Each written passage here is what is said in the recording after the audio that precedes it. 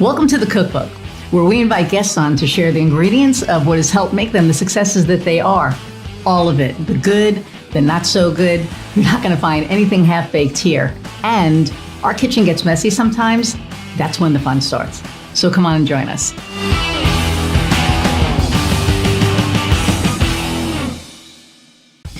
Hey everybody, and welcome to another episode of The Cookbook. I'm your host, Iris Goldfeder, and I am super excited about my guest today. So Diann Wingert and I met months ago, and we're both neurodivergent, and we both, we just like clicked, but we clicked like only two ADHD people could click.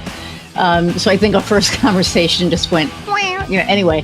But before you start watching, below, click like, share, and subscribe, please. There should be like a little bell thing there. Go ahead and click on that, like, share, and subscribe, so that you can get all of these amazing episodes. And thank you for being here. And without further ado, let's say hey to Diann. Hi. Hello, hello. You know what? I think I've been waiting for this conversation to tell you with an audience that since I met you, I have started using something I've never said before, which is this: now we're cooking with gas. And I realize that's a nod to you and your brand. So look at you, influencer. Look at that. Thank you. I didn't even realize it. And my tagline is actually, if you're not online, you're not an option. Which I'm in a trademark thing now. So I have it. It's like trademark, but then something happened. So I'm like in this like trademark thing, which I'm going to win like next Not week. trade wars, trademark. Not trade wars. No trade wars. I only like Star Wars, which is all fuzzy back there now. But anyway, so everybody knows. So I've been waiting for this because I was on your episode or on your podcast, and we just had a great conversation. But we always have great conversations when we're together. So, so why don't you tell the audience, who you are and what you do, and we'll kind of go from there. Well, just like this conversation already feels like Mr. Toad's Wild Ride. So has my life and my career. I have 3 kids. I've had 3 husbands, and I've had at least 3 careers. It's probably closer to 5. But the one that I stayed with the longest is I was a licensed psychotherapist, and a lot of the people that I worked with had ADHD. Now, unbeknownst to me, even though I passed it on to all 3 of my kids before I realized I had it myself, I would one day combine 2 passions. I've been a serial business owner, multiple businesses over the years, while also being a psychotherapist. And I realized my very, very favorite people are people who are neurodivergent and business owners. A lot of neurodivergent people become entrepreneurs, creatives, independents of all kinds of ambitious outliers. But I realized that an independent business owner is only going to be as successful as they are grounded, functional, healthy, happy, and aligned with their gifts. So that's what I'm doing now. My podcast is called ADHD-ish because it doesn't matter to me whether you have an official diagnosis or not. But when you identify with the traits, the kind of traits that you and I both have, Iris, and how they show up in your business as both gifts and challenges, that's my jam. I love that so much. And what I find is like I was treated for it was called hyperactivity when I was in boarding school when I was a kid, because my mother didn't want to deal with me, so she put me in boarding school for 4 years when I was like 11 or something. And they had me on, I don't think it was Ritalin. I just remember it was like this teeny little brown pill that they were like, this is your vitamin. Like they never told me that it was supposed to, calm my ass down. Yeah. So I'd been on it for like 4 years, and then I was off it. And it wasn't like they weaned me and they were like, okay, you're going to stop taking this now. It was just, I left the boarding school and that was it. So they were done with you. So it was somebody else's problem to manage after that. Twice a day in the morning. You know what? I'm just thinking because it probably, when it probably was Ritalin or the generic for Ritalin, methylphenidate, which is still around. It's still considered a really good drug. Now there's a few other options, but yeah, I mean, you have a lot of energy, you have a lot of ideas, you like to talk a lot, and that's not true for most females with ADHD. You and I are both the combined type, which is highly energetic, highly creative, highly imaginative, and very chatty. And that's a management problem for school teachers, but it's great for entrepreneurship, as we've talked about. Yes. And I, and like Annie, I put Annie in our little bucket, right? Because she's just like the amazing magical being. She is. She's like my little, I don't say my little pixie, but my little she's just amazing. But what I found, for me personally with, having ADHD is what people don't realize. So I got diagnosed recently as an adult, like 8 years ago. My doctor gave me Adderall or whatever it was. I took it and it felt like it completely stopped me. Like I went from having all this energy to literally just like being a robot. And I took it once and that was it. I was like, no. Yeah. But what people with ADD, what I think our power and our challenge, as you put it, is we have the ability to see everything. Mm-hmm. So when we, running a business, it's like we see all the things. And, sometimes that's amazing because it's like, okay, we have this here, we have this here, we have this here. But then other times it's like, holy shit, there's like so much, right? Yeah. And the way that my business is building now with the team that I have and in place, and I have, thank God, Kimberly is she's my OBM, so she's managing the entire team, so I don't have to, so nothing gets lost in the cracks. And she manages me sometimes as well, which is amazing to have, right?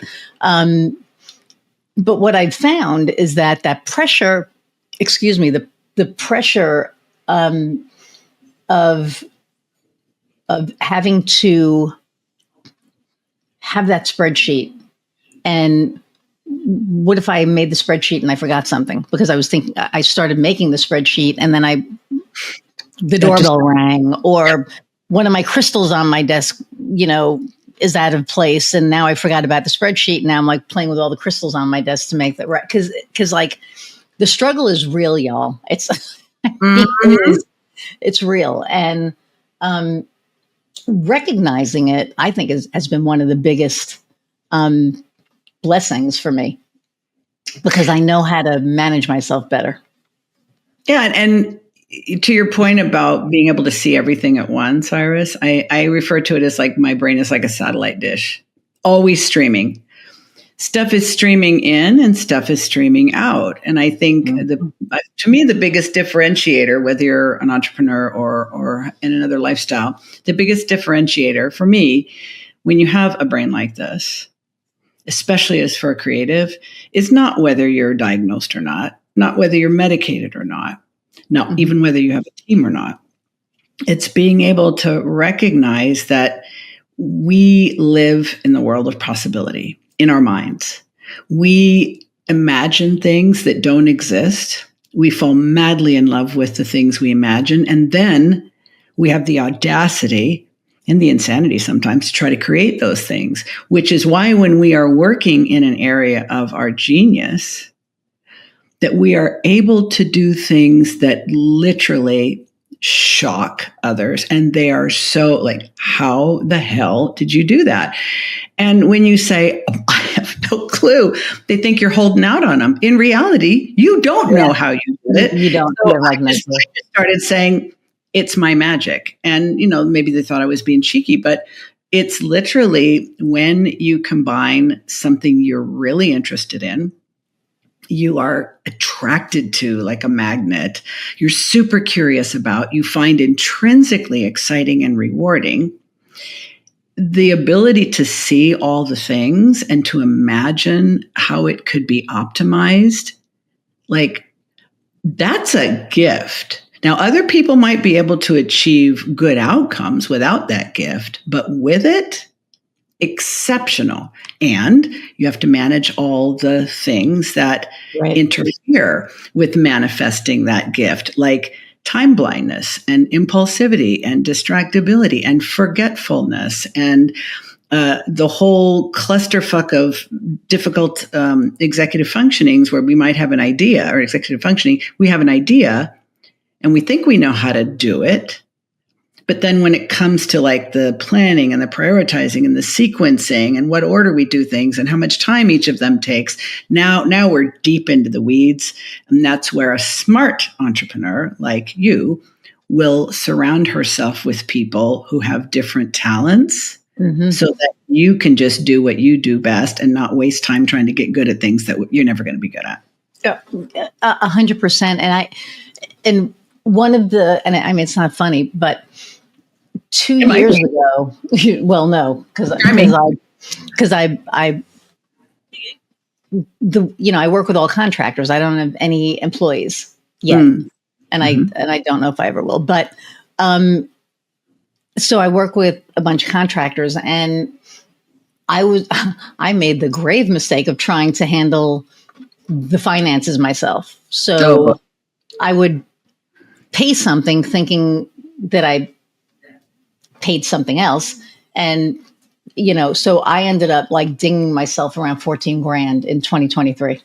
And it was like 7,000 here and 7,000 here. And I went, yeah, what the freak? And then in 2024, I did it for like 6 grand. And this was with a bookkeeper. This is like with a bookkeeper who, because the bookkeeper just, they're not your accountant, they're your bookkeeper. So they're not going to question expenditures. They're just going to record them. Right. Yep. So it was a really big jump for me last year when I was like, okay, because, I look at my board of clients now, right? And it's full. Like I have, and it's one of the most beautiful things that I've seen in a very long time. And it's like, okay. So I started putting them, and I laugh at myself. I started putting them in alphabetical order. So my website clients are all in alphabetical order. When I started to do the SEO clients, for whatever reason, I started alphabetical order, but from, Z down. Oh, that's interesting. And probably it's have just no idea why you even did that. I have like S, and then all of a sudden there's B, and then S is there again, and then there's like an H and a D, and I'm like, what in the hell? So it's like, what's funny with me is I have like OCD for certain things, like forks in the kitchen drawer. That has to be a certain way, right? Precision lined up, nested on each other, and nobody better be out of line. Am I wrong? My board, a complete clusterfuck. I mean, I have all my clients. I know who they are. I have everything. It's just not in the happy order that I thought that I was putting it in, because like I said, the websites, everything is like A to, whatever, not the SEO. And I wondered where, from doing the website clients to going to that next row or column, where did the disconnect come from? Because a huge disconnects happen literally within 2 minutes. So how do you go from A to Z to S to what the? What's interesting, Iris, is that, we all have these places where we're super messy and chaotic, and other places where it's like, oh, this is diagnosable, like OCD, and it all sort of makes sense to us in some way. Where I think we can get in our own way is when we try to figure out why we did something. For example, I did this perfectly last time, and now it's like my brain's been wiped and I've never seen it before. And we can go down the rabbit hole of why. And it's like, I got to get my hormones checked. Maybe I didn't get enough sleep last night. I definitely need to stop drinking. I think it's because it doesn't fucking matter. Okay. If something worked, if it worked, good for you. If it didn't work this time, it is a colossal waste of your brilliance to try to figure out why. A much better thing, because we usually say, what the fuck is the matter with me? Why can't I get my shit together? Why can't I just be consistent? Horrible questions to ask your brain, because then your brain will feel compelled to come up with an answer, which will be a total rabbit hole. A better question would be like, okay, well, this doesn't seem to be working. What can I try instead? And especially, how can I make this easier or more fun or both? Now we're talking. Now we're cooking with gas, because when we can make it easier, now we remove the resistance and the guilt and all the rest of it. It's like, oh, how can I make this easier? Now we've got a little tantalizing little problem for our brain to solve, because we love solving problems, and how to make it more fun. Mm-hmm. Now we're introducing dopamine to the party. So it's like, sometimes we just overanalyze things that aren't working, when really, does it really matter, as long as you can figure out what to do instead? I wish I could have gone back in time and learned that lesson a lot earlier, because I'm a relentlessly curious person. I mean, I spent 2 decades as a shrink. It makes sense. But what difference does it make? Just fix it and move on. Yeah. Well, like so what y'all don't know is, before the episode, my camera is like, I have a lot of light back here. And I figured out how to fix it. So I'll fix it. It's not the camera, it's the window. So I'm going to do something about that. But, I was trying to figure everything out. And then once my brain gets onto something, I'm done. And it's a literal rabbit hole. So it's like, wait a minute. So I opened up the camera settings, and I was trying to figure that out. And like, why isn't this working? And then I went into the other settings, and, and then Diann, in all of her brilliance, said, here comes the rabbit hole. And I was like, fuck, that's right. Okay, stop. Screw it. I'll just deal with it and, fix it later. But it's so easy to go down those rabbit holes, right? It's just like, and my wife, it's like, probably I've gotten a lot better, but for a while there, for about probably a 2-year period, right before we'd go to bed, I would find a project. A project would find you is probably a better way. A project would find me. I would be like, oh, that doesn't look right. Then the power tools come out and all the other crap, and it's 10 o'clock at night. And she's like, I got to get up at 5:30. Like, what are you doing? And I'm like, I just have to fix this thing. And she's like, no.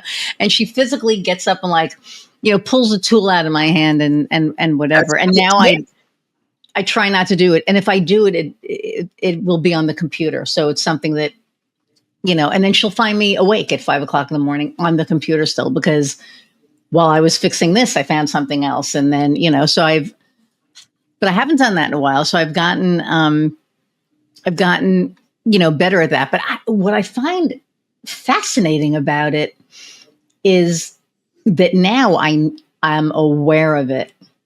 So I'm aware, like with the camera, even though I knew what I was doing. And I think the other thing, if it was another guest, I probably would have done it. But because it was you, I was like, she'll be fine. She already knows what I'm doing. So pitching in, trying to solve the problem with you. It's like a game show. I know. It's like, and so I think it's fascinating. And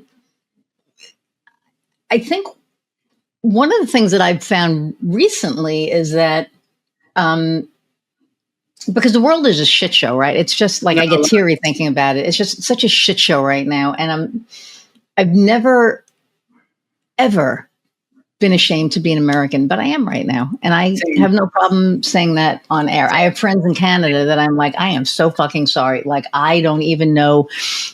I can't even believe that that the conversation is even out there, but it is what it is. And anyway, but what I find is that, I find joy in like the littlest things now. Like I got a Labradorite, right? And it's raw. Mm-hmm. And it's raw. Oh, wow. And she's beautiful. She's like the first crystal that I've really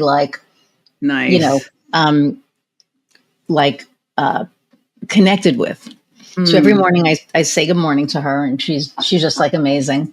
But it's little things that, that bring me joy, like with my clients, even right now, they're doing like these little things, and they call me up and they're like giddy. They're like, guess what? It has nothing to do with marketing, nothing to do with anything that we're doing for them. But because we're not a transactional company, we are relationship based.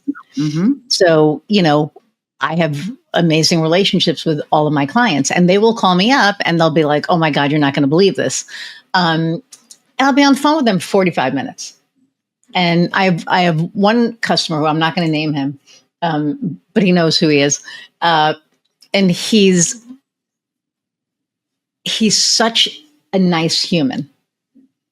All of my clients are amazing, but he's just such like a nice human. And when you have a conversation with somebody who you can tell how much they care about their team, to where, he'll buy a 40-inch, pizza and have like a pizza party, or he'll do, little things impromptu. And he'll call me up the night before and be like, guess what I'm doing tomorrow? And I'm like, you're taking the team out on the boat, if it's in the summer or whatever. And he'll be like, yeah. It's like, because I know him so well. And so to be able to find joy right now in the little things for us, and in the little things for our, clients who become friends, and just in general, to me, I think is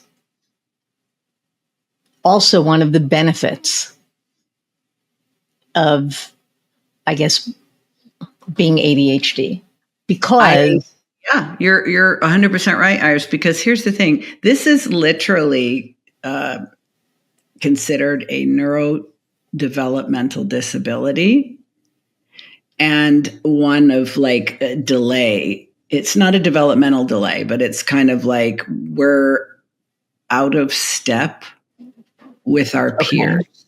Now, stay with me for a second, because there's so many people say, oh, they're so immature. You're so immature. Like you interrupt, you get excited about things that everyone else thinks are stupid. You get obsessed about all kinds of nonsense. And it's like, but here's the thing. Most human beings, a neurotypical human being, as they get older, their interests narrow. Their willingness to take risks, to try new things, to learn new things, to step outside their comfort zone or even expand it, starts to diminish. And most importantly, their curiosity and playfulness definitely decline. And you see very few older people are curious and playful. However, in my experience, we've both been on the planet a few decades.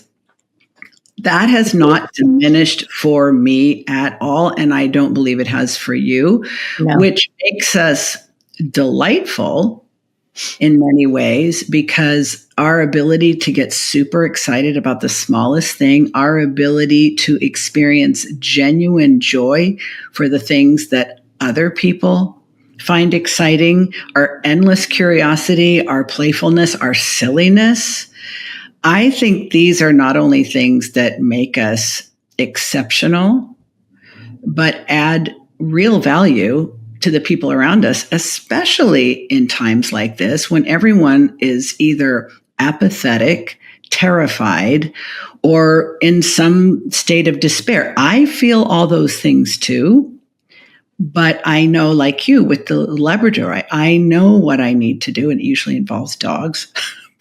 I know what I need to do to shift my mood, which shifts my energy, which shifts my motivation, and allows me to tap back into my natural effervescence, which I don't think is going to go away until my last breath.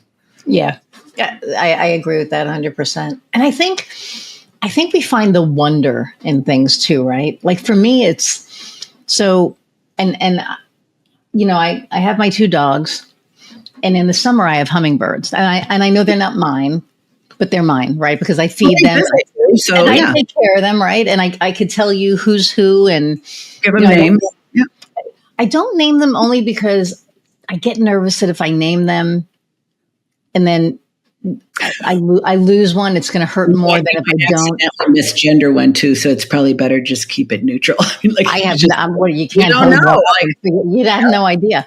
So, but the funny thing is I get really protective, and so praying mantis eat hummingbirds. Oh no! I mean, they eat hummingbirds, and they're protected. And I also love praying manti, right? So for me, it was like shit, and I found, and this was last summer, a praying mantis on top of my hummingbird feeder. And I was like, fuck no. So I wasn't going to kill the praying mantis. I was going to say, did you have a homicidal rage or what did you do? I was so torn because it's like, I can't kill you. Yeah. But I can't let you eat my hummingbirds either. So I took a stick and I took a stick, and it was a board from something, I don't know, but it was about like maybe 2 feet long. And it was about, an inch thick, maybe a little less than an inch thick. Mm-hmm. And I put it on top of the hummingbird feeder, and I got the praying mantis to get on it. And so now I'm walking through my yard, and now Piper wants to eat the praying mantis. So I'm like, no, you can't eat the praying mantis because that'll defeat the whole purpose. So I'm carrying this praying mantis on the end of the stick, hoping that it's not going to like jump on me or do whatever. And I open up my gate, and we have these tall, green tree things, in the front, because they're not pine trees. I don't know what they are, but they're the really tall, green tree things. And I was green like, okay, I don't know what they're called because I think they're more shrubs than trees. Anyway, so a green whatever. So I take the praying mantis and I put it on the tree. And I was like, okay, I took care of the praying mantis. I saved the hummingbirds, right? And so I literally start skipping back into my yard, and my neighbor sees me skipping with this board. And she's seen me do a lot of different shit. So I think she's probably like, what in the hell? So she's like, okay, I have to ask. And so I said, what are you smoking? And I told her, I said, there was a praying mantis on top of my hummingbird feeder. And she was like, oh, they eat hummingbirds. I'm like, I know. So I had to take the praying mantis and get it away. So, so I, told her what I did. And then it was great, right? And she was like, that's amazing. That's, that's such a kind thing for you to do. And I'm like, great. And she had a weird look on her face, and I didn't know why. So I go, come in, and I'm watching the hummingbirds outside my window, and it's the next day now, and I'm getting my mail. And so she goes, did you see where the praying mantis went? And I went, no, because I was like, I kind of look.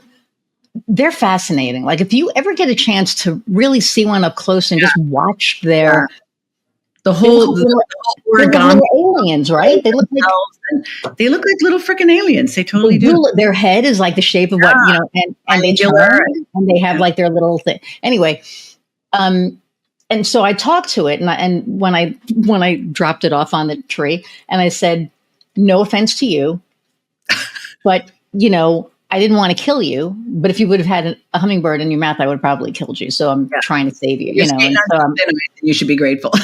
Having this conversation with this, 6-inch bug, whatever. Okay. So I leave the house the next day. And so Cindy goes, she said, yeah, I didn't know how to tell you because you were so excited. And I was like, what? And she goes, you have a snake nest in there. Oh, God, help me. And I was like, I have what? And she said, yeah, she said, because her dog, she walks her dog and they come on the lawn. So I don't care. But they found a snake skin. And I was like, oh. Do snakes eat praying mantis? I don't know. But I was just like. Food chain there and you don't even know it. So I was like, well, oops. But I didn't knowingly put it there knowing there was a snake. So I felt like I'm getting goosebumps. I think it was fine. I think it went off because I think they fly, right? Don't they? You know what you're demonstrating, my friend? Something we talked about in a previous conversation. And it's why you have a successful business. And it's a differentiator. You have extreme empathy.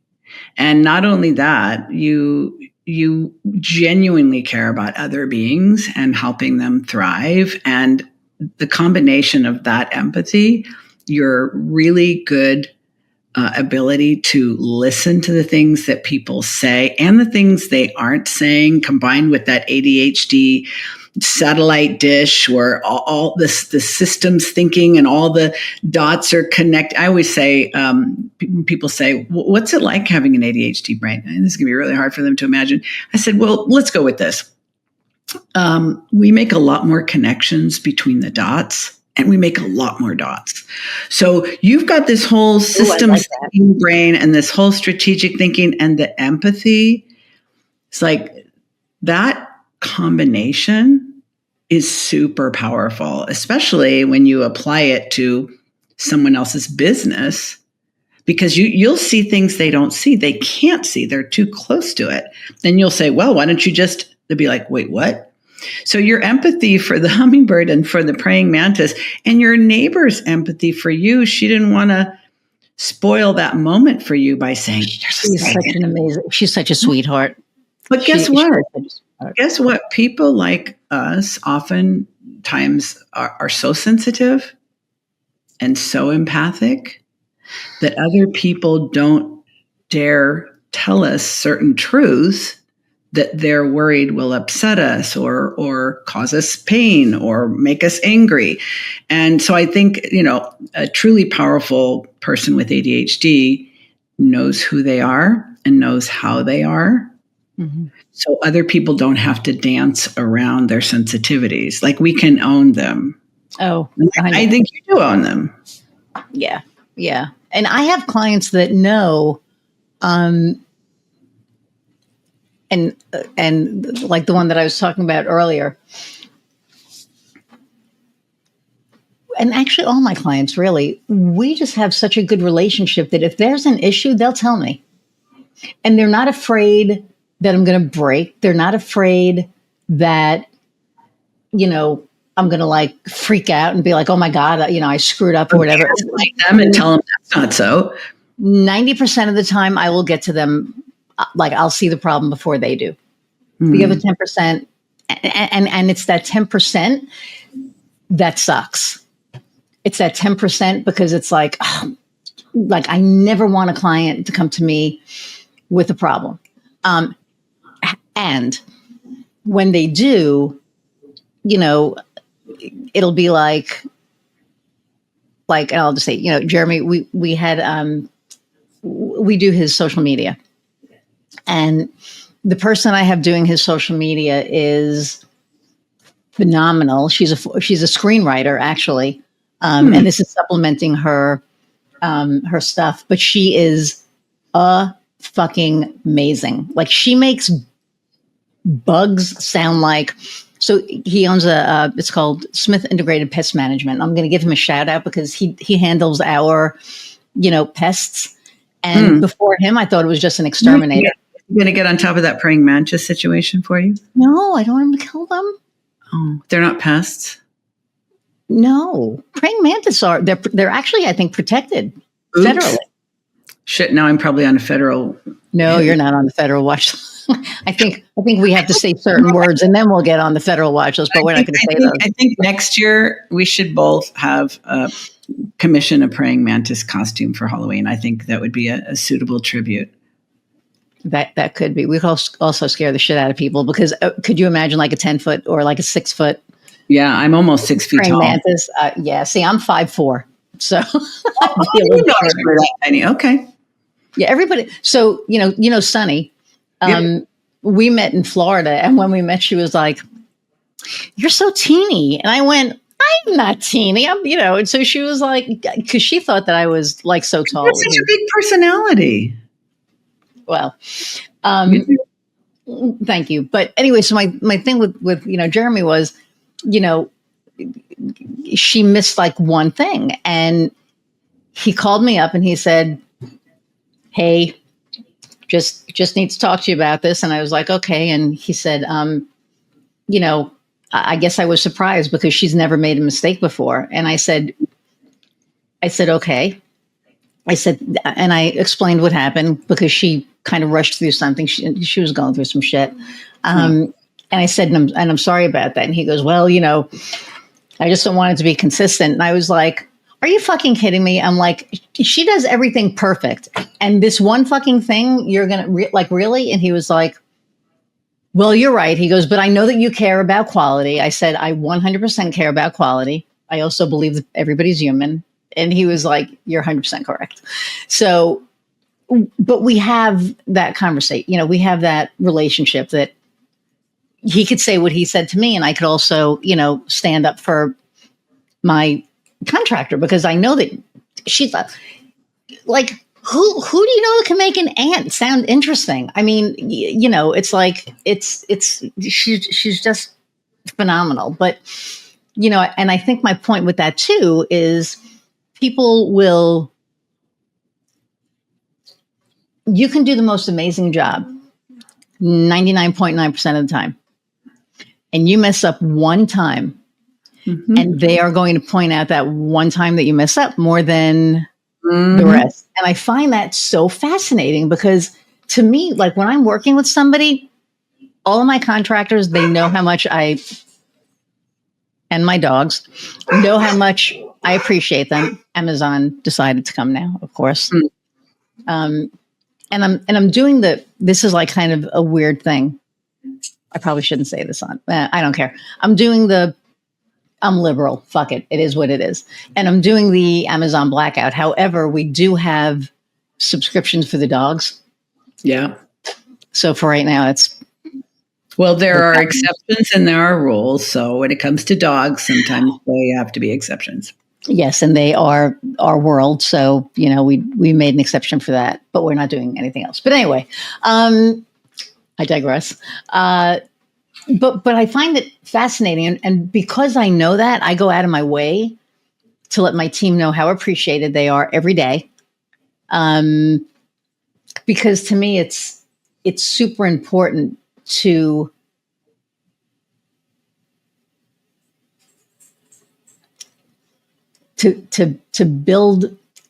build people up so that they feel held. And I think that, I've had so many bosses and I don't consider myself a boss. I consider myself a leader, right? And I lead a certain way because I had so many bad bosses. And it was like, I will never, ever, ever treat anybody that works with me, for me, by my side, whatever, like that. And I look at it as a team. It's like, yes, I'm the CEO of the agency, whatever, blah, blah, blah, but we're still on the same team. So it's a family of sorts, right? So it is family and our welcome email. So when somebody onboards with us, there's a video.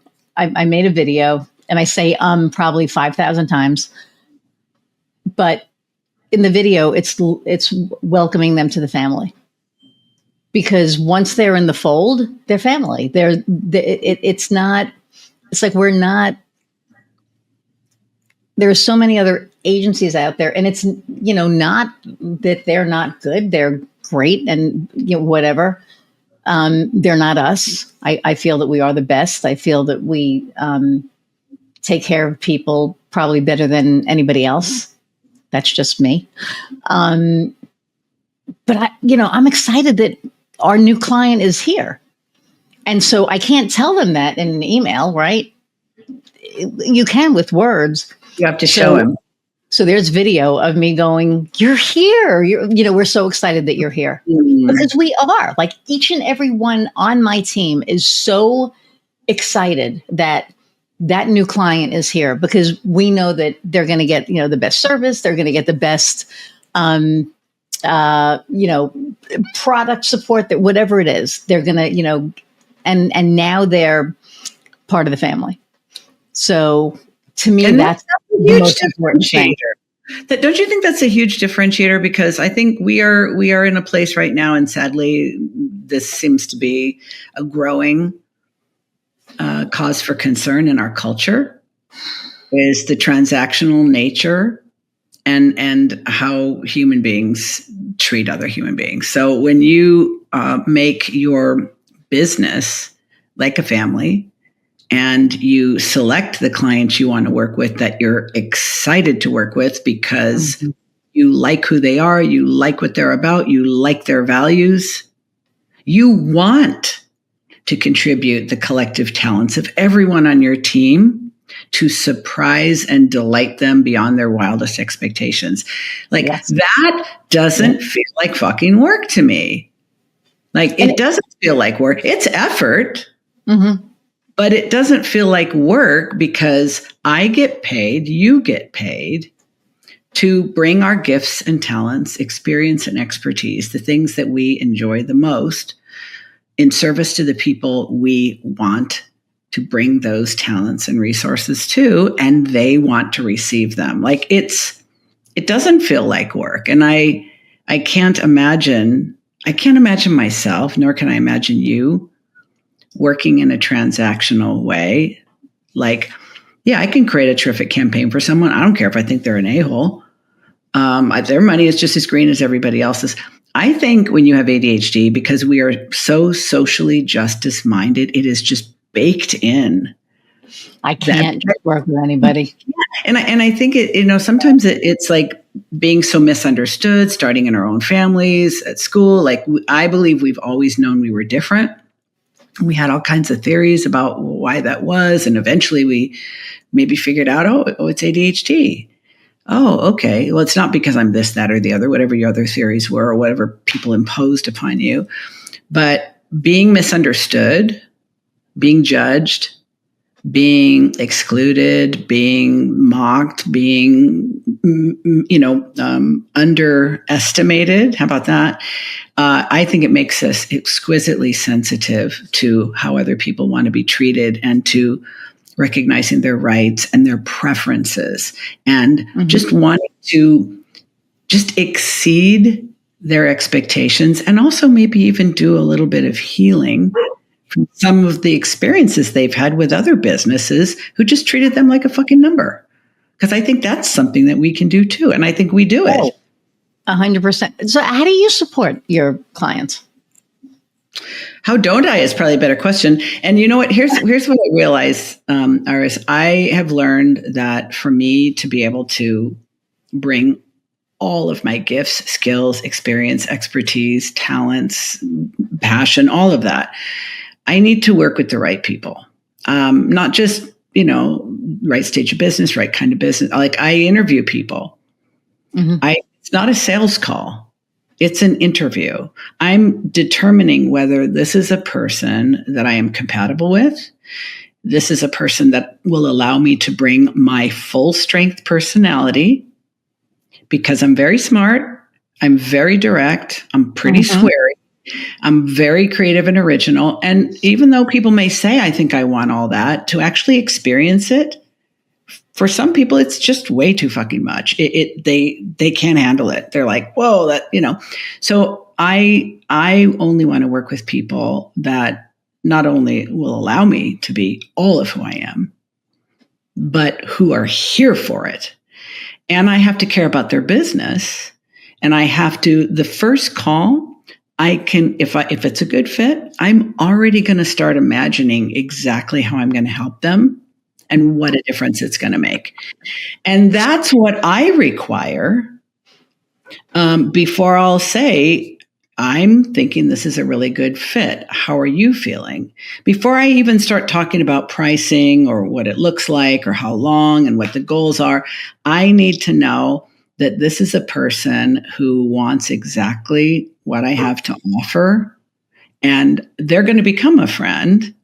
The fact that I get paid is almost incidental because I literally can't wait to start collaborating with them. That's my criteria. So most of the people that I work with are solo business owners, small business owners of all types, all over the world, well, not the whole world, all over the US, Canada, Western Europe, and a smattering of people in other countries because the time zone differences can be difficult. That's pretty global. That's international. Yeah, it's definitely international. And I think I'm not real well suited to brand new baby entrepreneurs.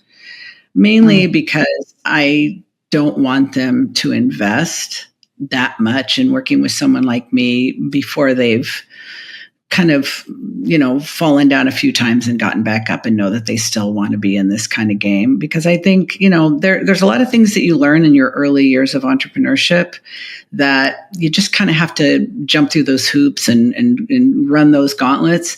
And I find a lot of people have unrealistic expectations about entrepreneurship when they're just getting started, and they can be kind of needy and dependent. And I am better suited to working with someone who's already got tread on their tires and is stuck at a certain level and watching other people less talented pass them by. And they're like, fuck this shit, it's my turn now. And they are ready to do what they need to do to take their business to where they've always wanted it to go, but they haven't allowed it to go yet. That is the most enticing proposition for me and the people I'm best suited to work with. And they all have ADHD. I mean, I love that. But what do you do? I realized we didn't even talk about what you did. Well, I used to be a psychotherapist for many years. Yep. I've been a serial business owner. And I brought together my two passions of working with people who are neurodivergent, predominantly ADHD, but I also work with people who are autistic and ADHD, people who are gifted in ADHD. ADHD is always in the party. It may be in the mix or it may be the whole show. And I especially like working with creatives. And so I do one-on-one coaching and I work with them. We meet on Zoom every other week for usually 6 months. And we start with very specific goals that we address mindset issues, we address skill gaps, we address planning, bolstering their executive functions with either hiring a VA, putting systems or structures in place, accountability. I always say it's a custom path. I have a framework that I created called the Boss Up Breakthrough that I take people through. But because people come at different stages in their entrepreneurial journey and with different strengths and limitations, I can skip over things that they don't really need and double down on things that they do need. Because what I'm interested in is when we get to the end of the engagement, I want them to literally say, I am so proud of myself. I had no idea I was capable of this. And now that I know, I would have gladly paid twice as much. That's what I'm going for. Nice. I love that. And it doesn't surprise me. So I think we're pretty similar in that respect. I think so. When you're truly heart-centered, it shows. And people know, people know bullshit when they see it, right? And like I know, bullshit. And I do, the first time I meet with somebody, they don't know that it's an interview, but as much as they're, deciding if they want to work with me, I'm deciding if I want to work with them. And one of my newest clients, and this to me was just like the funniest thing, is this guy that when he called me, I think I even told him this. Maybe I didn't tell him. But, it was from a different state and I wasn't going to answer it. And I was like, let me just, answer it. And, he told me he found me on Google and that he looked at all the other agencies in town and he wants to work with me. And he's brand new, like brand new, doesn't have a logo, doesn't have like anything, like just like brand spanking new. But, his profession provides, he can afford it. So and I think the other thing now is that I don't want to talk to people that can't afford my services. So that's like another story. But anyway, so, we talked on the phone and I had an eye doctor appointment the day that we were going to meet. And I said, let's meet at this particular place that's right, like, here's the restaurant, here's the optometrist's office. And I know the people in the restaurant because I said to Heather, I said, so I had an amazing call with this guy that he sounds like a really good guy, but he's either, a Trump supporter who wants to just, lure me and kill me, or he's going to be probably my best client ever. And I really wasn't kidding. I just wasn't sure. I love the extremes. Isn't it? I mean, because unfortunately we live in you don't know anymore, and the fact that even had to cross my mind, I know that sucks. Anyway, so we met, and he's probably one of the nicest guys I've ever met. And he's probably going to be one of my best clients. But besides that, we're going to be I know we're going to be great friends because we're already giving each other shit, and I was so glad that I was able to get past my own, because I have my own prejudices now. Sure. It is what it is. And like you said, I need to want that business to be successful in order for me to help them, or I can't help them. Yep. And if I'm going to help you make money and you're going to take that money and give it to organizations that are going to take my rights away or hurt other people, I don't want to help you make money. Mm-hmm. So it's kind of that simple. Well, you know what? It's one of the privileges of having your own business. And I think, unfortunately, and it's one of the reasons why, and I won't say I never work with beginners. I've made a couple of exceptions because I just met individuals that were truly exceptional. And I knew they were going to be successful, even though they were just getting started. And I also knew that they were going to get a lot further, a lot faster by working with me. But sometimes we guess wrong. Sometimes we think, oh, this person is going to be a good fit, and we're excited, and then they don't turn out to be who they think they are. I think we have a real trust gap right now. I think, I mentioned earlier about helping people heal from the trauma of having crappy relationships with other people they've hired before us. We've had crappy relationships too. I have been treated badly by clients. I've had people with outrageous expectations that were totally unrealistic. And also I've paid people for all kinds of goods and services who were not who they appeared to be. And when they were confronted on that, they doubled down on gaslighting and became genuinely abusive. So I think there's just a lot of small business owners out there doing business with other small business owners. And the most natural thing in the world for you and I, Iris, is to just accept everybody until they give us a reason not to. Oh my God. That's I tell everybody, I trust you until I can't. Yeah. And that's our nature. I think that's why a lot of people say we're gullible, we are naive. No, that's not true. They don't say that. They used to say that. I don't hear that anymore. We are, I think people with ADHD may appear gullible, may appear naive. I think we are idealistic to a fault. And because of that idealism, we actively choose to give people the benefit of the doubt, to give them a second chance, to accommodate them, and to think, oh, they didn't mean that. It's getting a little harder to operate with that default, only because I think we're at a unusual time where we probably need to be more cautious and not go with that automatic default of, I love everybody, I just want to be with all the people. Now it's okay, I need to vet you first, and then I can open up and be all of who I am, which is, very, very open. And not everybody deserves that level of access to who we are, because we can be injured. And then it makes it harder for us to continue to trust people in the future. So that's another reason why I think it's important to screen people and to make sure we are aligned with people by values, but also just knowing that we are helping people that can be trusted. Right. Because if we choose wrong and we are damaged by that, it dims our light and what we're able to shine on everyone else. So yeah, it's true. So, no, I know. And this is so late in the interview. My friend Michelle is probably oh, you're finally fucking asking this question. But what advice do you have for somebody who's thinking about becoming an entrepreneur?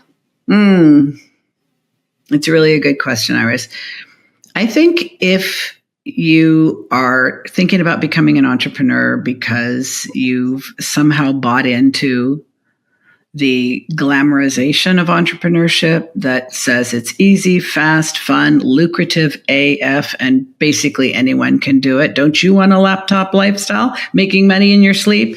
If that's the reason, I would say get a job and call it a day.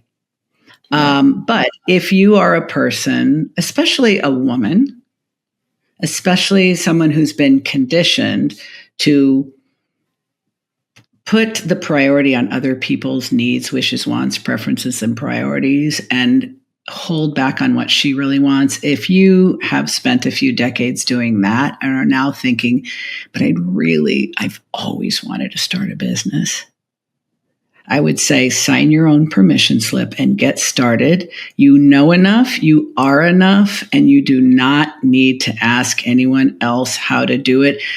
The best entrepreneurs are the ones who jump in true ADHD fashion, by the way, and figure it the fuck out, because that develops resiliency and self-trust that will see you through. That's my advice. I love that so much. And my other friend, Michelle, so every time like I say fuck or one of my guests say, fuck, she has a sip of wine. So she's probably like trashed right now. Welcome, Michelle. I know so many. It's like so funny. I know like 5 Michelles. I know 5 Kims. So there's like Kimberly, who is on my team. And then there's like another Kim who's on my team. And then there's a Kimmy who's on my team. And then I know like Kim's out here. It's crazy how many people have like the same name that, and Heather. I know so many Heathers that Siri, it was like a few years ago. I said, call my wife work. And it said, which one? Because it just said Heather. And I was like, oh my God. So I was like, I have to change that really quick. Thank you so much for taking time out of today to hang out and literally talk about like all the, hummingbirds and praying manti and all this other, like we knew we had no idea what we knew exactly how this was going to be. I hope for anyone who's still listening, if you haven't been diagnosed with ADHD and you enjoyed this conversation, you're probably go get diagnosed. I love that. Where can people find you? How can they find you? Well, what I love to say is if you like the sound of my voice and what I have to say with it, you should absolutely check out ADHD-ish podcast. And then you can go to my website, Diann Wingert Coaching, and Diann is spelled Diann.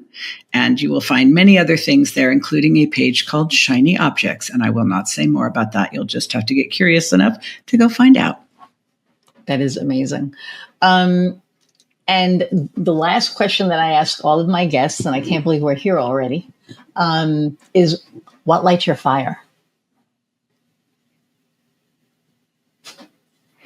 Oh, so many things, but I have to give you probably the G-rated version. No, whatever. Honestly, this is my whatever. I absolutely delight in helping others break boundaries and prove people wrong. I'm not a rebel by nature, but a lot of the people I attract are. So what really delights me most is helping out ambitious outliers make their dreams come true and being a party to that. Like I really, really get so much satisfaction out of it. And then dogs. Always dogs. Always dogs. It's always dogs. Always dogs. Always comes back to dogs. It's like, I love that so much. And I think, when we first connected, when we first talked, it was like, I just felt the instant, literally it was like instant. It was like, oh, we're fucked. This is going to be an interesting conversation. Yeah, if we don't hang up now, this is going to go on for another hour. So you're going to have to call it. Probably. Nope. I'm calling it. Thank you so much for taking time. Hang on. I'm going to say goodbye to the audience and I'll be right back. Everybody, thank you so much for hanging in for an hour plus again. I hope that you found, we know the dogs did, you found Diann as amazing and interesting and just wonderful as I do. And go check out her check out the podcast. I mean, I know I'm on next week, but just check out her podcast and check out the website. And please like, share, and subscribe and review. Leave us a review. Let us know what you thought about this episode. And also let us know any nuggets that you've got. Like if there's like a word of wisdom or, something stuck out, to you. Let us know in the comments. That's always fun. So appreciate all of you so much, again, for letting me do what I do. And until we meet next time, go out and find what lights your fire. See ya.